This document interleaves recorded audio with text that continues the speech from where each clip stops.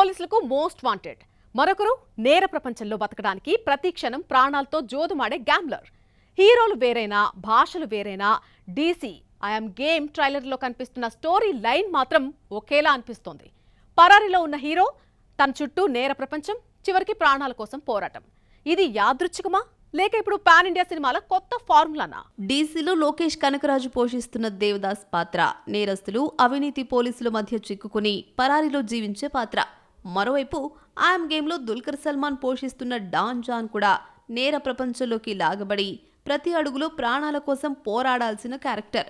ఇద్దరి కథల్లోనూ హీరో పాత్రల survival journey కాన్సెప్టే కనిపిస్తోంది. రెండు ట్రైలర్లలోనూ మరో కామన్ పాయింట్, హీరో చుట్టూ మొత్తం వ్యవస్థే శత్రువుగా మారడం. ఒకవైపు గ్యాంగ్స్టర్లు, మరోవైపు అవినీతి పోలీసులు, ద్రోహాలు, చేజ్లు, గన్ ఫైట్లు.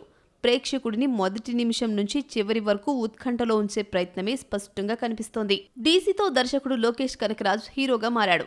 దర్శకుడిగా ఇప్పటికే సూపర్ హిట్ బ్రాండ్ను సంపాదించిన లోకేష్ ఇప్పుడు నటుడిగా కూడా అదే మ్యాజిక్ చూపించాలని ప్రయత్నం చేస్తున్నాడు. కానీ దర్శకుడిగా వచ్చిన క్రేజ్ హీరోకి కూడా పనిచేస్తుందా, లేక ప్రేక్షకులు లోకేష్ను కెమెరా వెనకే చూడాలనుకుంటున్నారా అనేది ఆగస్టు 7న తేలిపోతుంది. పాన్ ఇండియా సినిమా అంటే ఇప్పుడు తప్పనిసరిగా డార్క్ వరల్డ్, క్రైమ్, సర్వైవల్ స్టోరీలానే ఉండాలి. ఈ మధ్యకాలంలో ఇదే తరహా కథలు వరుసగా రావడంతో కొత్తదనం తగ్గిపోతోందనే అభిప్రాయాలు కూడా వినిపిస్తున్నాయి. స్టైల్ పెరుగుతోంది, కానీ కథల్లో వైవిధ్యం తగ్గిపోతోందా అనే చర్చ మొదలైంది. ట్రైలర్లు ఒకే ఫీల్ ఇచ్చినా తుది తీర్పు మాత్రం కథను నిర్ణయిస్తుంది.